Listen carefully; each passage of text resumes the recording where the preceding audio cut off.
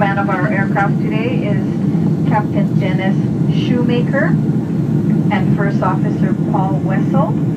They are San Francisco based. And we have 11 Honolulu-based flight attendants on your flight today.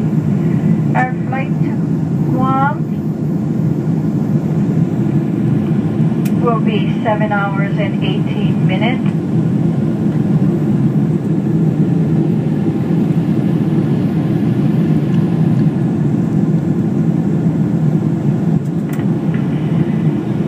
It is now 10:40